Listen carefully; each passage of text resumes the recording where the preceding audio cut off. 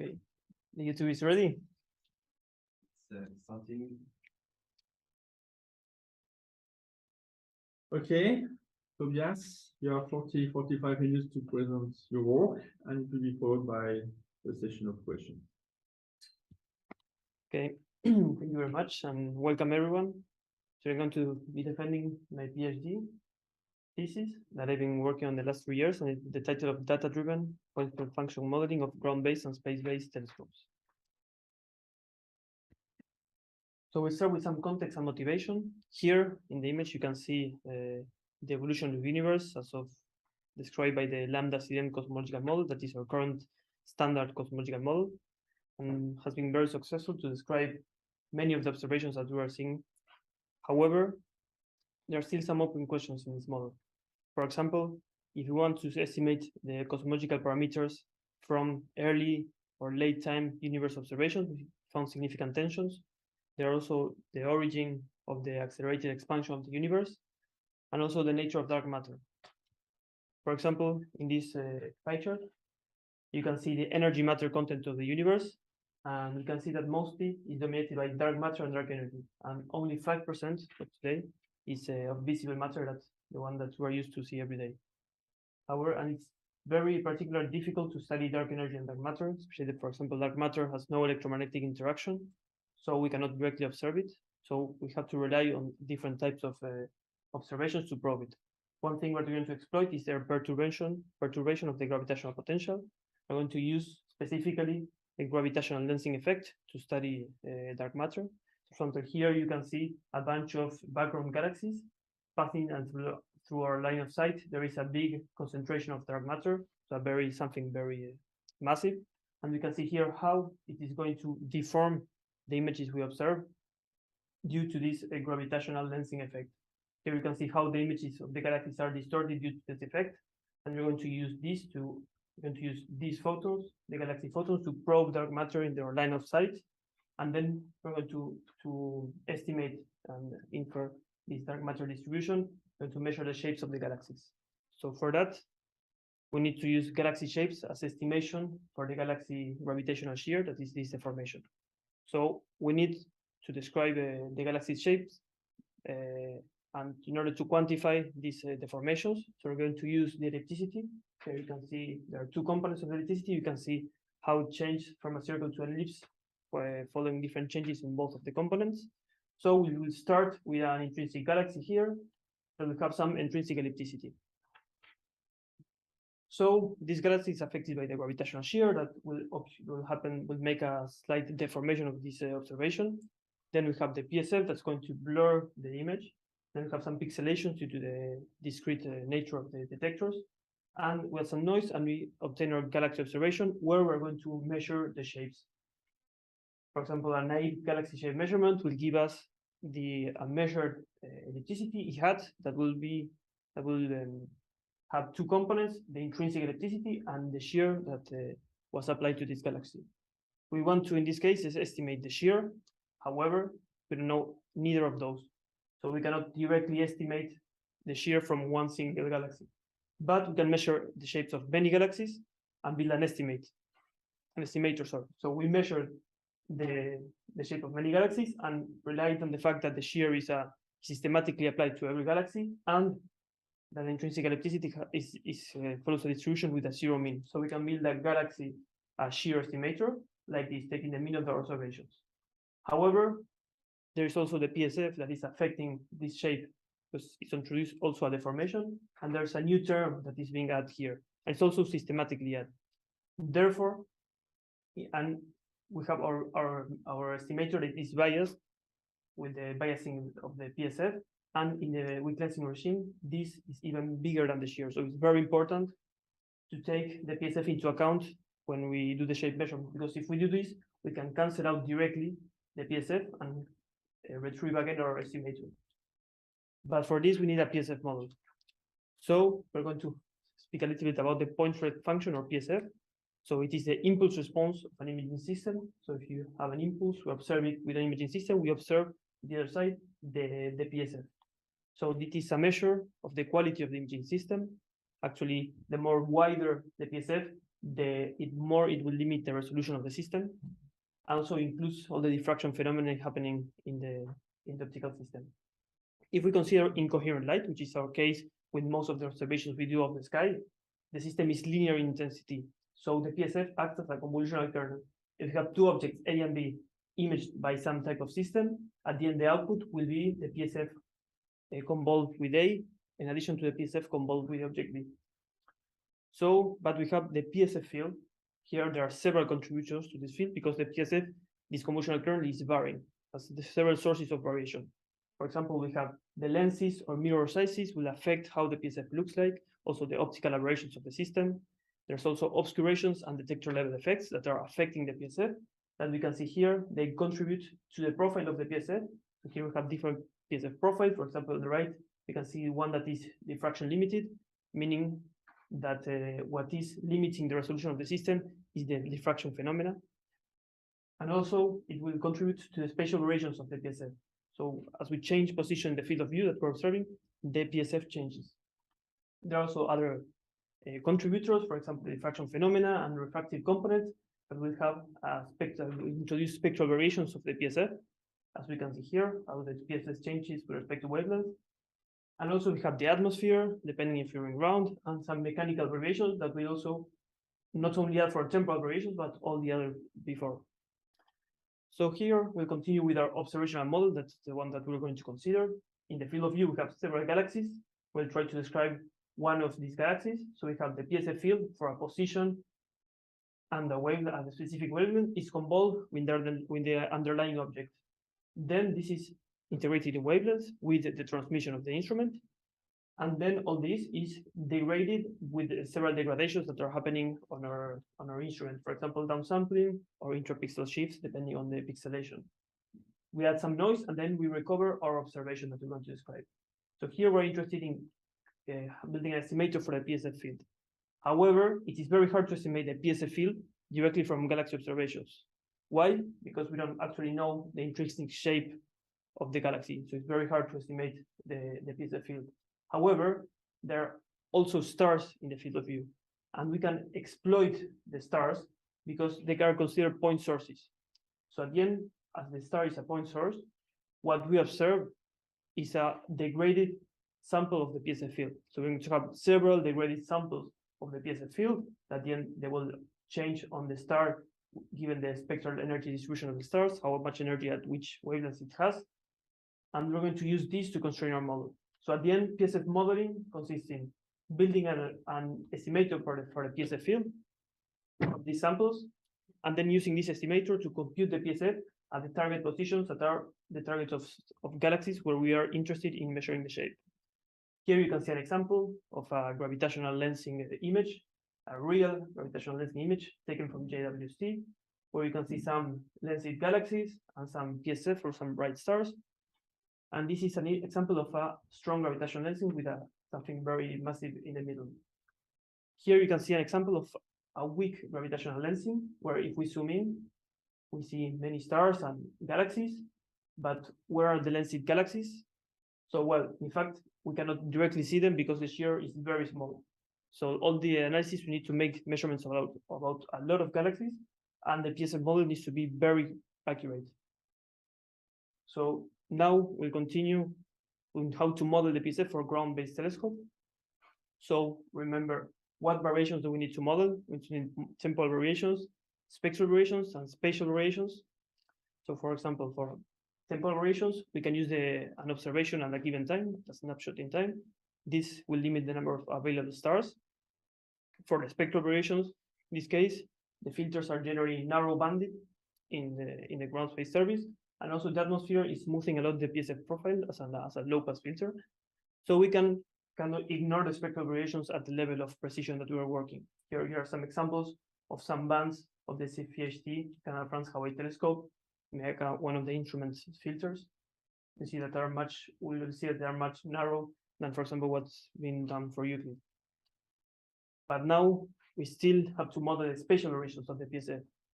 And here on the right, you can see a wide field of view from the from a Cephis exposure that is almost by 1 square degree. And you see, we'll see that there are significant variations of the spatial variations of the PSS, and we need to model this. So how we're going to tackle this problem? Through matrix factorization. So we can explain our observations or build our model in this way. We'll have some PSF features that are going to be shared for all the observations, and then some weights that will be defined and will model the spatial variations. So each observation is built with a linear combination of these features with the weights that depend on the position from where we are in the field of view. And then after some degradations, we'll arrive to our observations, to reproduce our observations. So this is a way that models, when they're built this way, differ in the regularization they use, in the optimization procedures and the spatial variations, and they're usually built in the pixel space and done for one CCD independently. And many models are built in this way, or at least the most performing ones. So which type of variations do we need to model? We need to model global variations. For example, here the instrument optical system that has some spatial correlations. Here you can see the first component of the electricity contribution of the optical system for the CEPHIS survey, for the CEPHI-HD telescope. Also atmospheric variations. So we have also some spatial correlations in the field of view with a zero mean. And then we have also some local variations that are specific to each CCD. So there are some limitations of what I said before, that we're modeling the PSF for a single CCD, because the global variations are not well modeled by independent CCD models. So we're neglecting all the information of the spatial correlations in these contributions.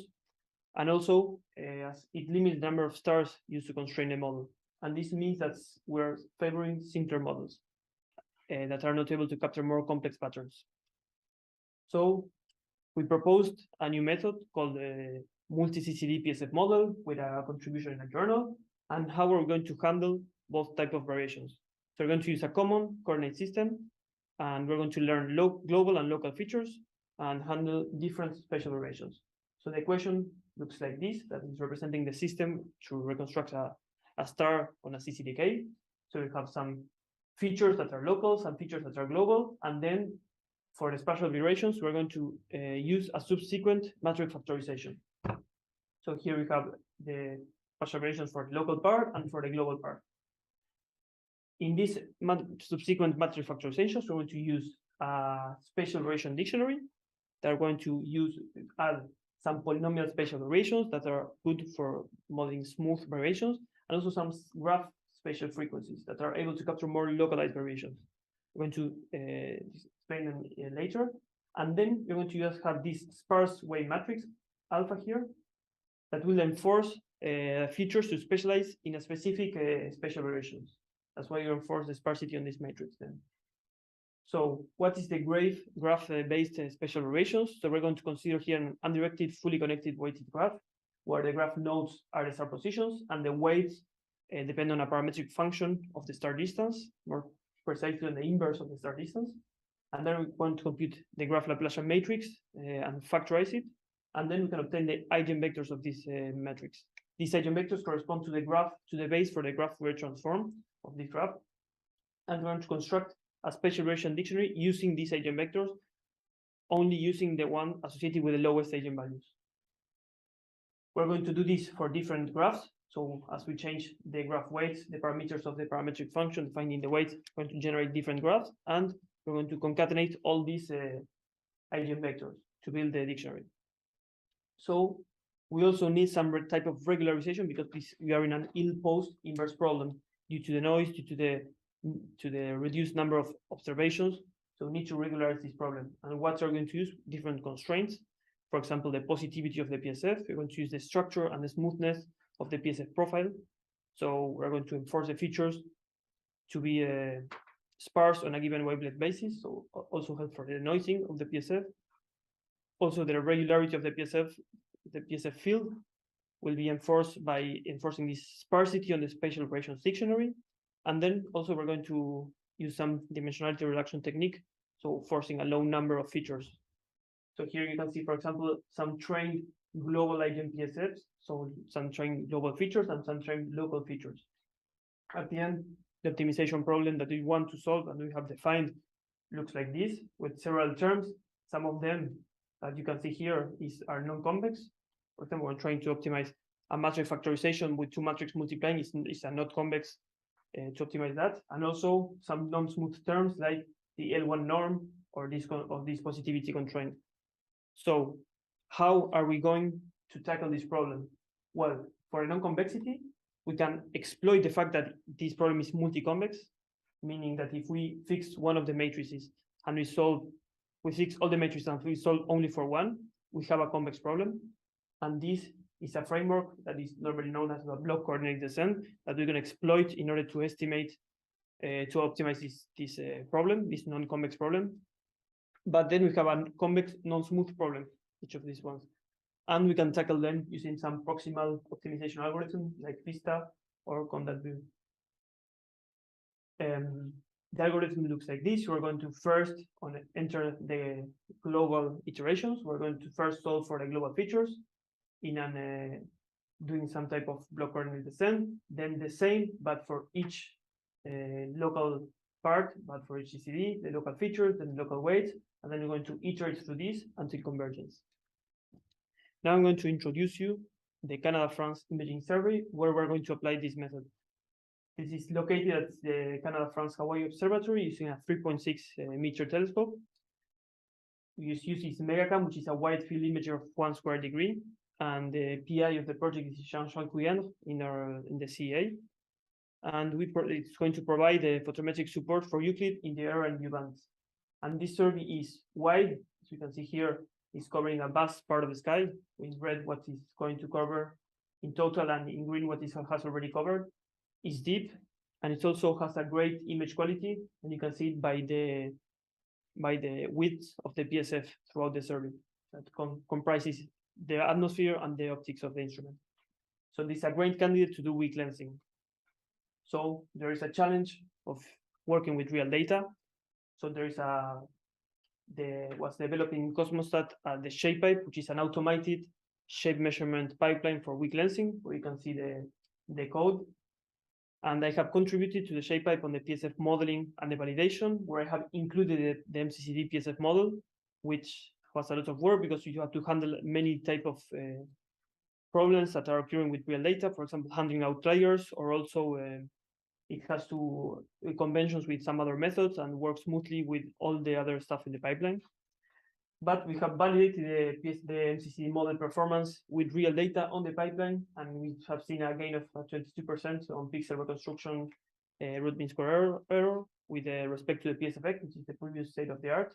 And we have also validated the shape measurement performance using MCCD. So not only the PSF model by itself, but the final purpose that has having a good shape catalog using this model. So there are some contributions that you can see over here. And we have used this model to produce the new weak lensing shape catalog using MCCD that spans 3,500 square degrees. That is one of the biggest catalogs up to date, and has run for more than 3 months in Canada, one of Canada's biggest computing center. And there's a contribution in preparation of this catalog. So here you can see some of the validation plots produced by the pipeline for the PSF model. For example, here on the left, you can see the spatial variations when we stack all of the exposures, the measured ellipticity of all of the exposures, and you can see how it changed on the stars. This is the contribution for the optical contribution of the PSF from the telescope. And here you can see the residuals with respect to the model, what we have estimated, and you can see that we're going 1 order of magnitude less on the color bars, although there are still some residuals that are you cannot even see them here. So there's actually a very good modeling of the PSF. And here's the same, but for the second component of the ellipticity, that we can see that the residuals are even lower. So now some preliminary conclusions about this part. So we have developed a new PSF model where we can see the code over here, includes the instrumental geometry in the PSF model, and also it's based on a constrained matrix factorization scheme. We have validated the model with simulations. Then we applied the model to real data from Cephis, and we used to build one of the largest weak lensing shape catalogs. So this was a lot of work, but the question is now, can it be a solution for the Euclid mission? Well, in fact, no, not really. It's very hard to model super resolved diffraction limited PSF in Euclid. That is an example for Euclid and what was done for Cephis. And we still are not able to model PSF chromatic variations because actually we had not a need for it. So here I invite you to see this image that you can compare it with these ones that are images of the same part of the sky. And you may ask, what is the main difference? Well, in fact, it's the atmosphere. The more clear image was imaged with JWST, and the second one was imaged with the Cephis survey, or the Cephi-HT telescope. You can see that the difference in both images. So actually the atmosphere and the improved that it gives to the PSF, so the more, it's one of the main motivations to go to the space. So now we're going to go to the modeling of the PSF for space-based telescopes. And here, of course, it's very important to talk about the Euclid Space Mission. Actually, it's a very big mission from the European Space Agency. It's optimized for weak gravitational lensing, which is one of its main science goals, and the PSF model is a crucial part of the mission. Why? Because if you start with some biased shapes and biased shear measurement, this will propagate throughout all the mission, and the PSF is crucial. So we're going to observe a vast part of the sky, and we have a lot of data to process. So processing time is an issue here. We cannot have like a very computationally expensive model. We have more complex diffraction limited PSFs, and we also have that the observations are undersampled. So you can see here, for example, an observation at a good resolution with respect to the observation resolution. And also, most difficult, we have the these observations that are the instrument are going to use are in a single broadband. So we are actually necessary to model the spectral variations of the PSF, and you can see here how the PSF changes when we change of wavelength in the Euclid in the BIS broadband. So it also this telescope, we're going to really lower the statistical uncertainty. So we have very lower requirements on the PSF, and right now the state-of-the-art method in data-driven PSF modeling is 300 times over the requirements in terms of shape and 10 to the 4 times in terms of size. So we have several new challenges arising. So to model the PSF field for space-based telescope, we have to go again and model these 3 types of variations. One option is to build a parametric model where we build a physical model of the telescope optical system, and we can consider many physical phenomena. For example, add characterizations of different parts of the instruments or different measurements. And for example, we can model the PSF chromatic variations with this type of method. However, it's hard to optimize from observations, and it's computationally very expensive. It is also sensible to mismatches between the model and the observations because it's very powerful if it is used in the right scenario, but sensitive to different scenarios. And it requires also expensive calibration data that are not always available. Of course, it's only possible for space-based telescope as you cannot model the atmosphere in such a parametric way, and it has been developed for the Hubble Space Telescope and is currently being developed for Euclid. For example, for HST, a data-driven model outperformed it. However, here we're going to work on an alternate approach that are data-driven models, and we're going to show that with these models that we're going to propose, they can be complementary to these parametric models and not necessarily replace them or conflict with them. One thing that we have to tackle first is how to model the spectral variations that are very hard to model in a data-driven approach, especially with a passband that is so broad as in Euclid.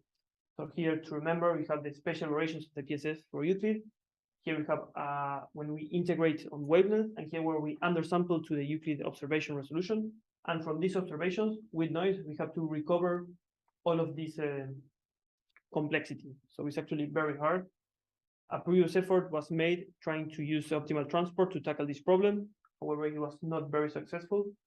And what we're going to propose here is to include the physics of the problem while remaining data-driven.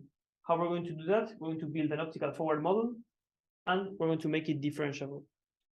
Okay, first, on the second part, on the differential part, how are we going to obtain the gradient? Okay, through automatic differentiation. We can define an expression E with some input parameters x, y to xn, and when we define this, it's going to be built as a sequence of fundamental operations that will define a computational graph. Once we have this computational graph, we know the analytical gradients of each of these fundamental operations, and we can compute the gradients that we want with respect to the expression E to the input through the chain rule automatically. So the only thing we need to do is to code this expression in an automatically differentiation framework like TensorFlow, for example. And just to remember, automatic differentiation is not numerical differentiation, is not symbolic differentiation, and the derivatives are exact. So now we're going to, in this new model, we're going to change the PSF model representation space. We're going to go from the pixels to define the wavefront, the PSF on the wavefront error space. So here you can see an example of the Euclid optical system that is very complex, has many mirrors going in very in hard ways with different sizes, and some filters, for example. It's very hard to model this in a physical way, but we can define a simplified optical model that is one of a single converging lens that has the same properties as the Euclid optical system, that has the same effect on the observations, at least at the first orders. And in this simplified model, where are we going to define the PSF? So we have some incoming plane wavefront that is coming plane because the objects are very far away. It's coming to our pupil plane. We are a converging lens that will make these plane wavefronts into spherical wavefronts that will converge on the focal plane. The wavefront error is the difference between the ideal spherical wavefront and the aberrated wavefront, because we'll have some aberrations that will model in this pupil plane.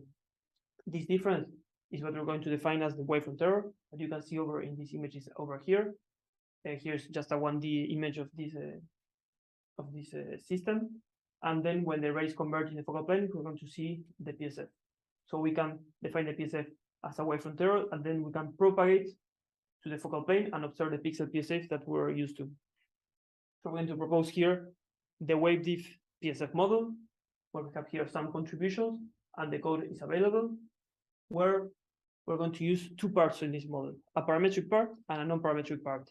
We're going to build the model directly on the wavefront, and as it will be much easier to model these chromatic variations while still being data-driven. However, it's going to be harder to constrain from in-focus star observations. The parametric part can be estimated or considered as an input from some other source, and the non-parametric part, the idea is to help it to correct the mismatch between this parametric part and the observations.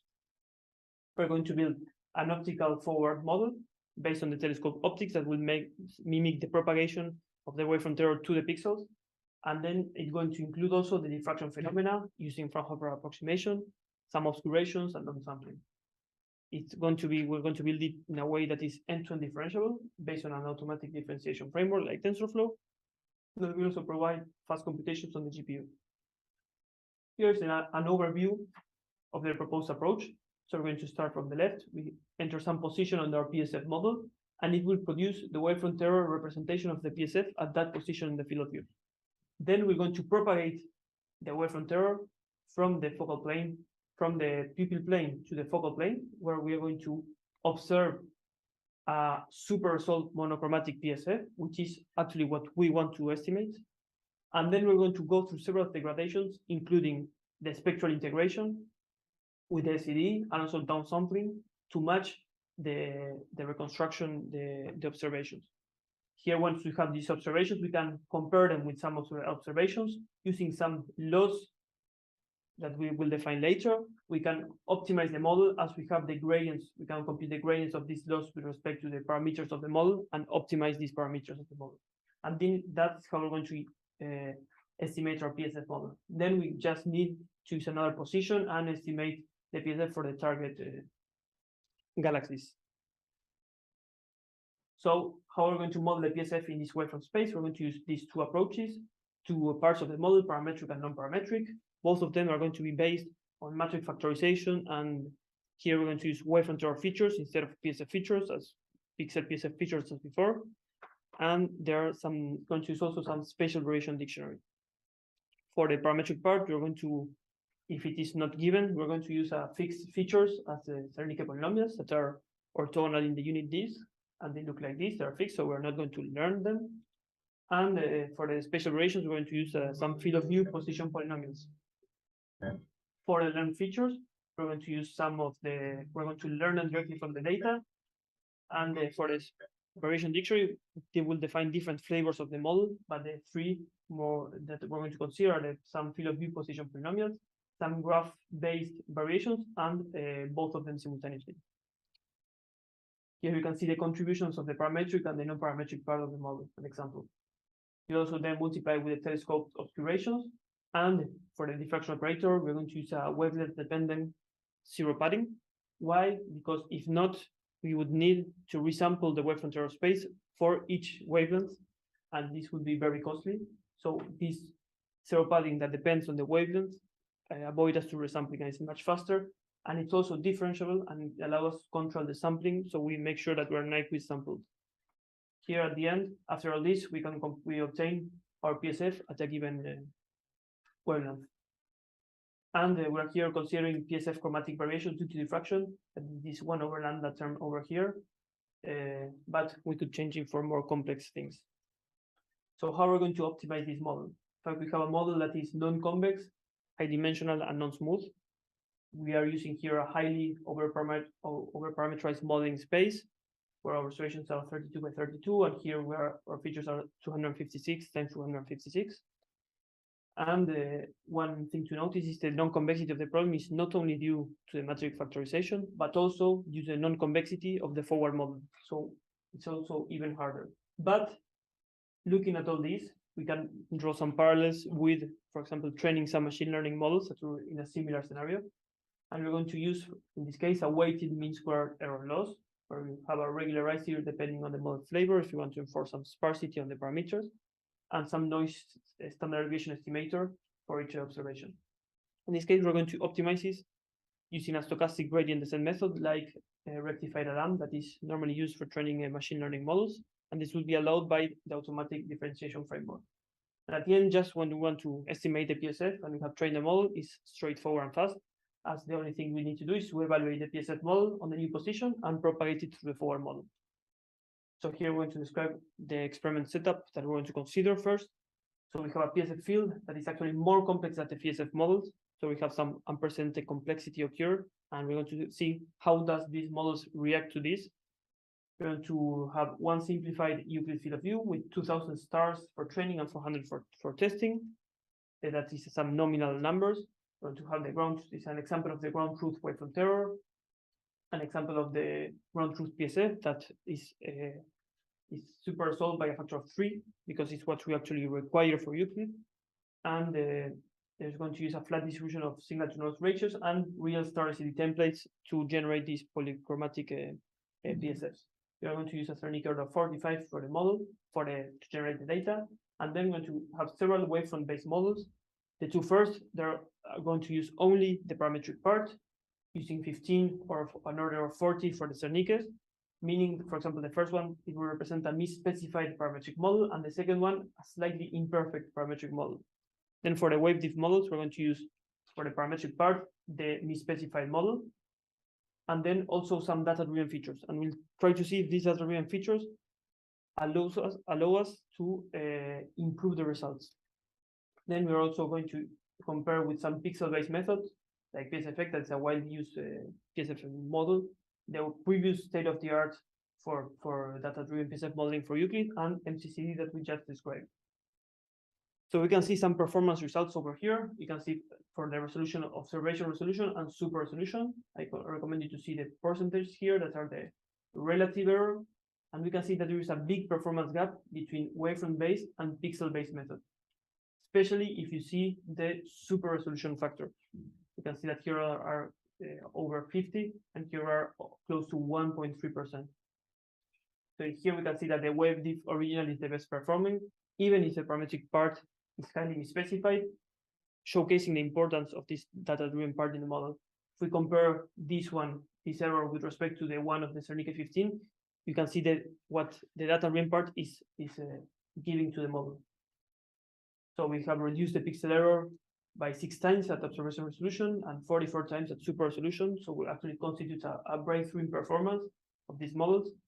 And the question is, are these models able to reconstruct the ground truth wavefront error? Well, in fact, none of them can have a zero reconstruction error because we are under the hypothesis that PSF model complexity is lower than the ground truth wavefront error. But all the models have a very high wavefront error, more than 100%. So in this current scenario, we should ask the question if should the model aim for this ground truth wavefront error? Well, the answer is not necessarily, because if the model cannot represent the ground truth wavefront error, maybe the lowest error in the wavefront error space is not necessarily the most useful pixel PSF. And here we can illustrate it with this, our understanding of this situation with this illustration. We can see the models able to reproduce the ground truth, and here we have the ground truth model, and here are the models that can be reproduced by our model. And we can see in this understanding that we see is that not necessarily the closest in the wavefront error space are the closest in pixel space to the ground truth.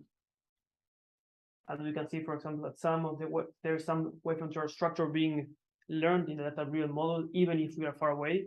So maybe inferring that we are close to a low-dimensional manifold in this wavefront error space. We can see here the monochromatic pixel reconstruction. That is what we were interested in, estimating the PSF at a good resolution for every wavelength. We can see the percentage that were always very low, and the shaded area, the standard deviation over the batch of test stars. So we're keeping this pretty low. That is great. And we can see that is not degenerating with respect to wavelengths, because something that would happen as we didn't have some constraint over that, just the model, the formulation of the model, and the error is kept low in the entire passband. So they are now capable of modeling the PSF chromatic variations due to diffraction. So some preparation for Euclid, we carried out several studies. For example, the impact of the modeling of the wavefront error solution. To study the models we need to define the model's wavefront error resolution. We have studied the impact of the stellar SED errors, as before we had just a perfect input SED.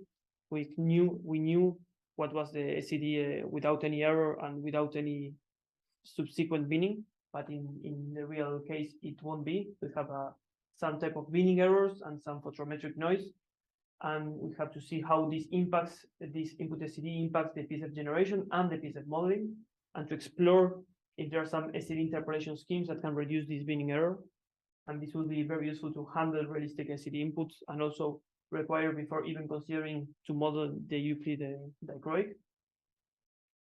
Then we started using more exposures to estimate the PSF model, so increasing the number of stars available, and answering the question if it is worth increasing the number of exposures, because also it takes more time.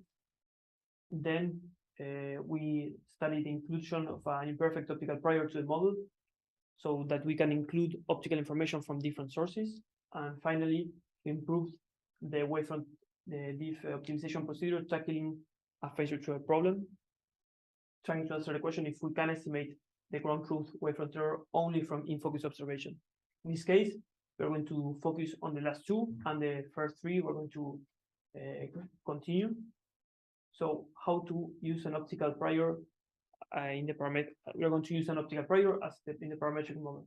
So you have some very complex complementary informations that can come from simulations, phase diversity observations, some component characterizations on the output even from the parametric model. And this will, in this case, we're going to use simulations because it's what we have available.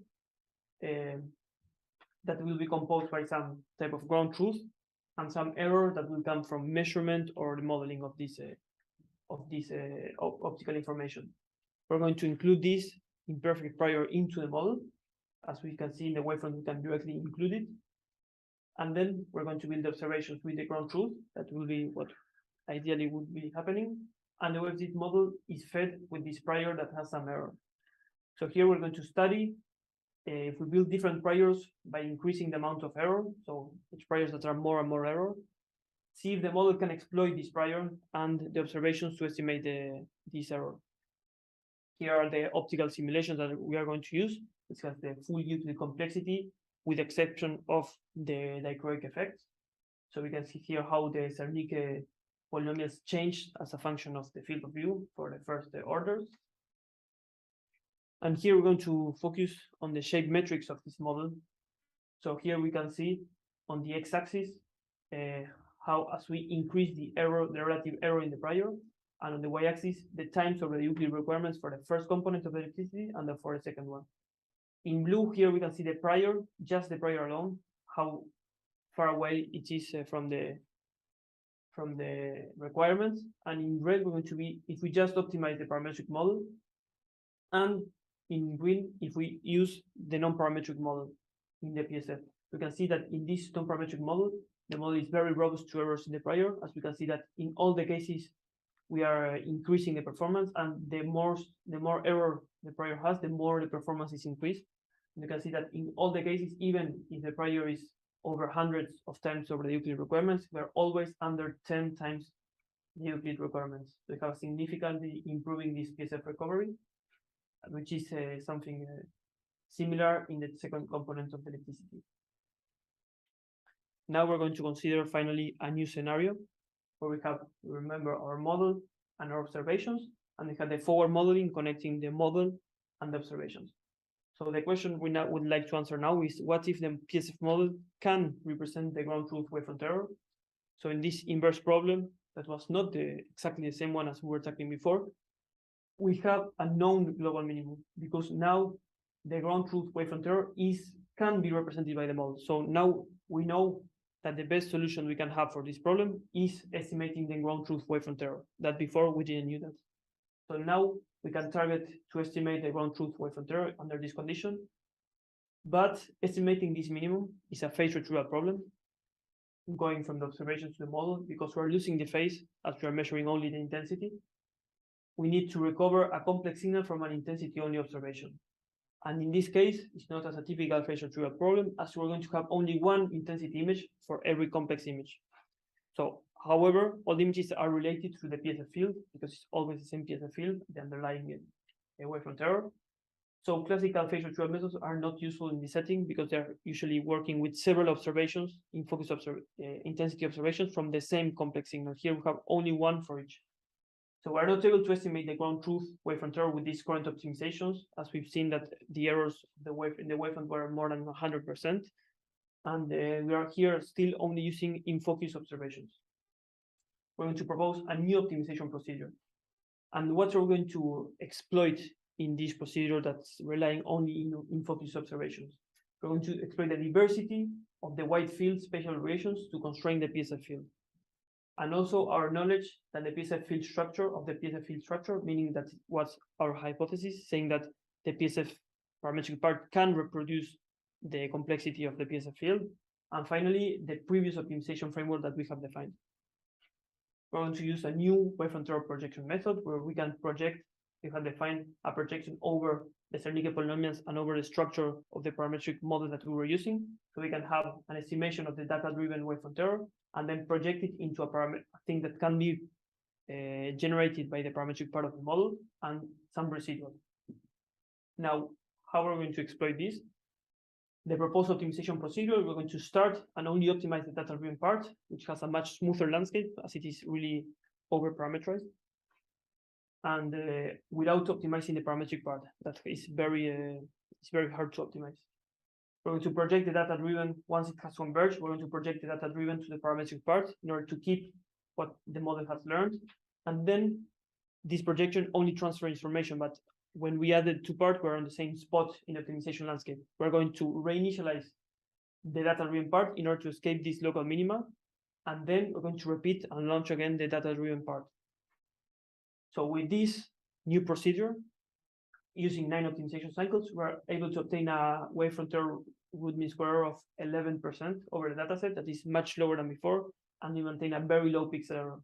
Here you can see the ground truth wavefront error in the bottom, and here the parametric prediction and the non-parametric part of the model. And here, both of them added. You can see here the residuals are very low with respect to the ground truth, which is very encouraging. And the parametric part looks very close to the ground truth. That was not the case before. The drawback is that computing time is increased for this part. We can see how it converges this model, how the wavefront error estimation goes getting closer to the ground truth as we add more cycles, and how the non-parametric part before the projection changes and is closer to 0 as we use more cycles, meaning that we are converging the wavefront is getting closer to the ground truth. So to conclude, for the data-driven PSF models of the ground-based telescope, we built a novel PSF model capable of modeling the entire focal plane at once. We validated it on real data from Cephis, and then you use it to create the new weak lensing shape catalog.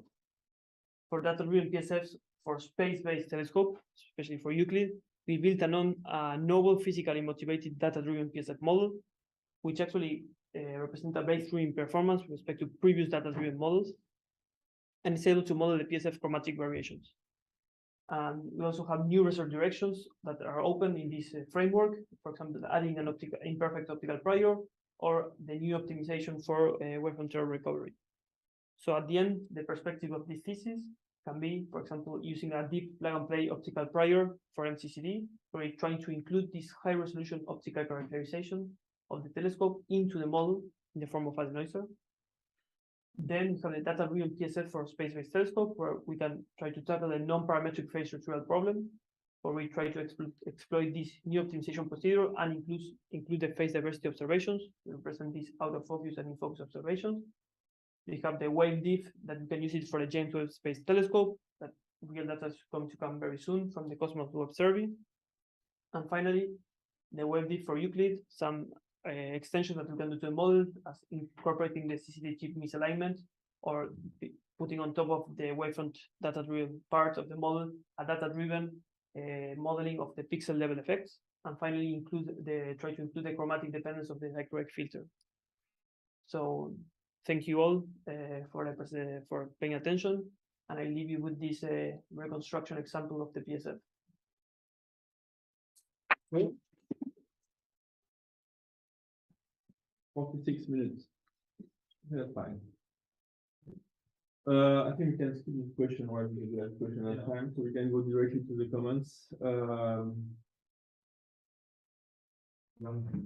Comments from Fabian. I think we mentioned it last time already. Yeah. And the fact that you put yourself forward. I think you don't put yourself forward now. What I mean, putting myself forward. It's not totally clear to me what is only your contribution. Exactly what is your contribution. And I think it's better now. A little bit. It could be even better. Yeah. Yeah, there were still lots of weens. Okay. Try to be arrogant. I heard that Argentine people were arrogant, so try to be more Argentine. You can imagine everybody in the audience is wearing a Brazil shirt.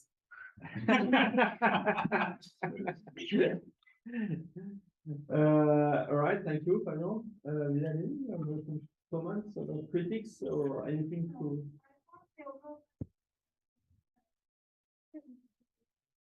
Really like to explain. Like before I got the master, I have nothing to compare it. But at least the introduction part was clear. I mean, in the last challenge, you were asking how to test that. Yeah. So that was actually good this time. Well, thank you. Tristan, des commentaires? J'étais vraiment très impressionné par la clarté de la présentation. Okay. Merci. Sam? Yeah, sorry. I'm a bad cop. So, yeah, I think it was definitely a lot better than the last one. I think the introduction was fantastic. So, well done on that.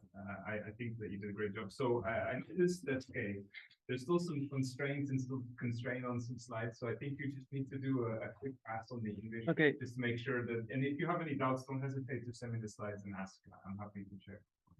I think if I was you, right, and this is, my personal opinion, I would sit in this room and double check the colors you're using on this projector for this resolution to see what looks good, because what would look good on your laptop screen isn't exactly, necessarily showing up quite as nicely here. Like some of the blue words and red words are a little bit faded. So if I was you, I would come back, sit here with your laptop and check to make sure that everything looks like crystal clear, as much as possible. Okay, so now the big comment is, so 46 minutes and we're on slide 57, right? So by my personal rule of thumb, that's 12 more slides than necessary. Because personally, I do not like to go past one slide per minute, right? Because you need to give people a chance to digest the information that you're showing them. So I made a quick note that like for slide 48, I think it went up and down before I even had a chance to see what was on the slide. Right, like this appeared and disappeared in like 1 second. So I mean, then my question would be, why is it there, right? If you think it only deserves 1 second of your thesis time, is that even worth showing? So yeah, this is kind of this is just one example, but like honestly, I feel like that there are a lot of slides where you're really like trying to get through it, and it probably just means there's too much, right? I mean, I know that there's a lot of amazing work you've done. I think you explained everything extremely well, but I think that some things will come across a little bit better if you maybe take out a little bit and just leave a bit more room to breathe. Like leave a slide for a few seconds to linger, take a breath between sentences so that you have a chance to say in your own words what you want to say. Look at the audience, right? Like what I would recommend is that when you look, you go to the slide, it's fine to look to maybe remind yourself of the points you wanted to say, but once you got that in your head, look up and then talk to the audience. Don't talk to the screen and don't talk to your laptop. That's my main comment. You were reading the slide on the wall before. Now and here you did much better on this, but then you were reading on your laptop. Yeah. And you were not at all looking at the audience. Yeah. And so the thing is that like that's gonna happen if you've got too much stuff to get through, and you're like kind of like, okay, guys, this is a marathon. Let's keep running. Let's keep moving. So another example was slide 42. Like there's a lot of stuff going on this slide. Like honestly, like I mean I don't even know if you mentioned why you're showing the SEV templates. There's no way anybody can read what's on that plot. Yeah, it was just It's to impossible. it right? was Like, just to show that it was kind of like real stuff, not like yeah, just... no, I appreciate that, but like the thing is that when it's that busy, what happens is it's very hard to know where you're supposed to look, what information you're supposed to take away. Like it's just it's challenging for the person in the audience. So again, this is just a kind of generic comment, but like personally, what I would do is be a little bit harsh, go in and find 5 or 6 slides that you can cut, and then just take your time, breathe, and try to speak with your own words rather than reading the things, and look at the audience. And then I think you could go from a good presentation to a really excellent presentation, because I think it was good. But like, I think you could blow people away if you just let them settle into your presentation a little bit. But the thing is that if things are moving at that pace and you've never seen this before, at some point, if you lose concentration even for a second, then like you're on a completely different parts. You're like, okay, now we've got a new model, and you're like, oh shit, I didn't even get a chance to digest the previous model. And then when you come to the conclusions, you're like, okay, I guess you mentioned that, but I completely zoned out at that part or whatever. So anyway, that's my comments. Ouais, moi je dirais un peu le sentiment que tu lis plutôt que tu expliques. Voilà, c'est ça c'est ça qui ressort le plus. Je pense que moment, les slides, elles ont bien amélioré, il y a de la couleur, c'est plus vivant, etc. Mais c'est vraiment la présentation qui est très dans la lecture, quoi. Et c'est là peut-être qu'il pourrait faire. Par exemple, explique cette slide, par exemple. Non, lis pas. Lis pas. Ah, regarde pas ton écran. Explique cette slide. In this slide, there are first I introduce the setup of the model, like what is the setup, what we're considering the main hypothesis. Then I introduce which is the simulation that I have done, and then describe the different models that I want to compare. Is this experimental setup here? Yep. It's not that you have a model which is more complex than the... Yeah, you have ground truth data which are more complex than the model that you are using. Yes. So that's the most important message, right?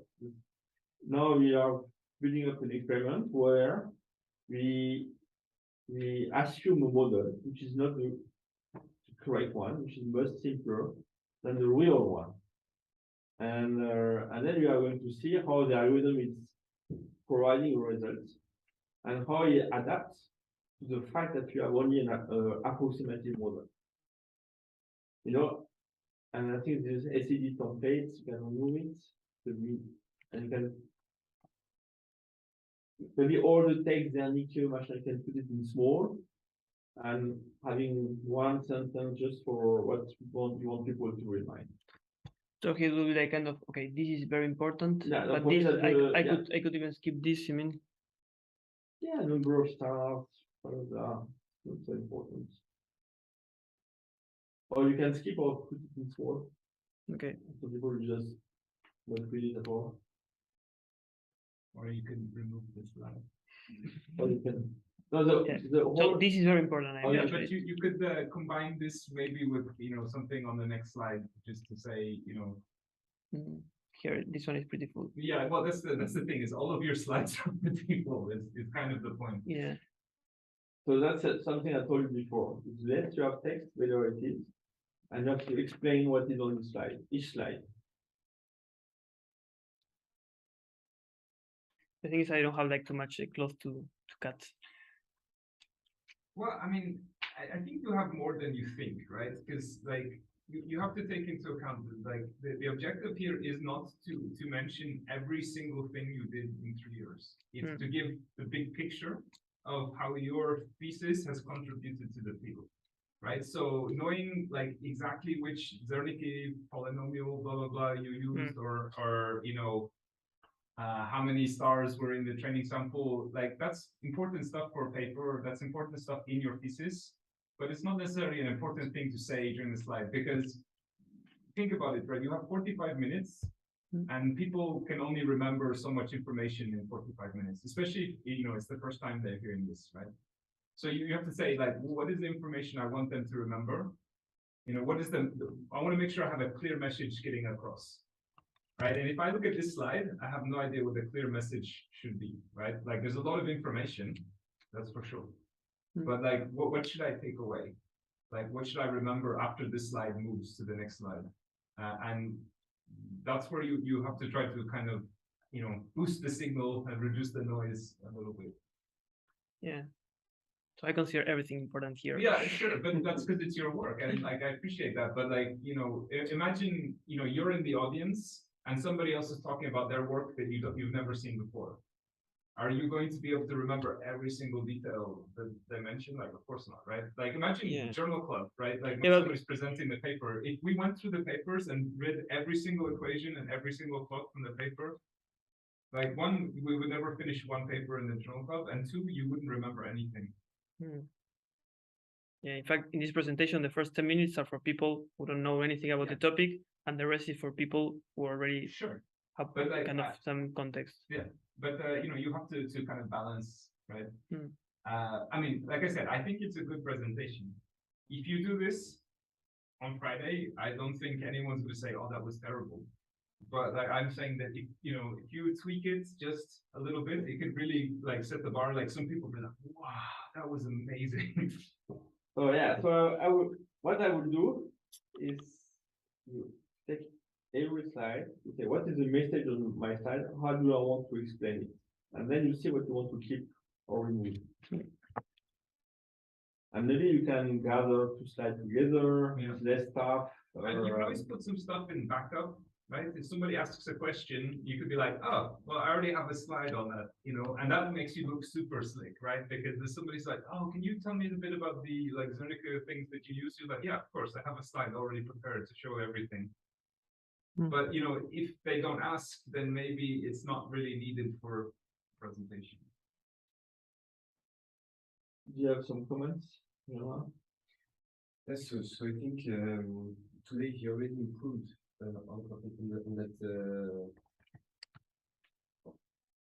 on the speed, for instance, of his presentation. The last time it was hard for me to even to follow because you were too quick. Today you tried to, you managed to be slower, and it was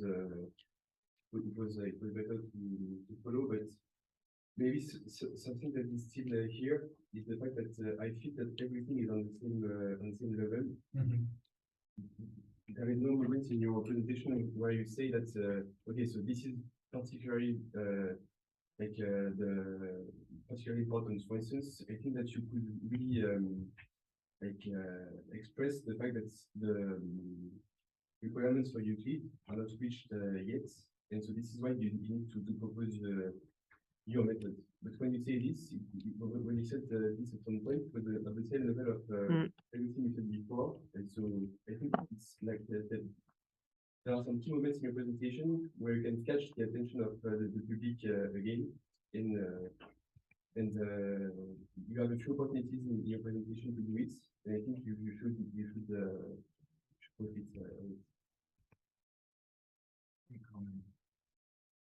Good comment. Huh? It's a very good comment. Benjamin is making me so proud lately. Sure. So maybe not like so it's not the show, but I think you can be a bit more dramatic at some points in your presentation. Yeah, It's a show. Yeah, It's a show. No, you're wrong. It's a show. And when you have a very good speaker in the field, you say it's a showman. Because he's making a very good presentation. Yeah. It's a show. Take it as a show. And for students who are really, really important for presenting stuff, very often we suggest them to take theater lessons to present as a show, right? And it's an art to do. Yeah, maybe I was like trying to make sure that all the relevant information is there, but maybe I should like even skip it. yeah. Some of the thing information. is that relevant is a relative term, right? Because it depends on relevant to whom, right? And you know, the thing is that of course, each one of those details you take out could be interesting to one person in the jury or one person in the audience. But the thing is, if you leave everything in for everyone, then you end up with a talk that's got too much stuff in it, right? So what you have to think about is what is the most important thing for everybody, right? What is the thing that people need to take home and remember? Can you put your I will have a look. What? What's that? The presentation. My presentation here. Yeah. You want the keynote? I completely agree with Benjamin. Like compared to the first iteration, it's a great improvement. I think the introduction is really great. Like it really, you know, you bring the big picture in. You really listen to the comments from the first round. So it's really nice to see the you know the effort you put into improving. And I think if you do one more round Iteration. getting there, I think that on Friday you're going to blow everyone away. So I don't know if you tried before or if you just did the last rehearsal in this one. But if you really try to learn it completely before going, you can yeah. But it's already super good the presentation. Yeah. And so like what I would recommend is that you try practice without looking at the slides. You know, like you look at the slide once and then you look away from the screen so you can't see anything, and then you say what you need to do, and then move on to the next slide and see how well you can manage that, because then you can really see if you can do this by engaging with the audience, because you know the slides are there as an aid to focus people's attention on the things you want to get across, and also as a reminder to you as the points you wanted to mention. But like again, if somebody wanted to read, they would read a paper or read your thesis. And if you if you were reading a book or something, or audio book or something like that, would be a different story. But like here, this should just be a reminder to you, and then you should say with your own words. And one, the speed and tone will all come out more naturally. And also it makes it easier to engage with the audience when you're saying it in your own way, rather than like reading, a specific sentence with exact words, because then you get worried about saying it in exactly the right order or whatever, rather than getting the message across.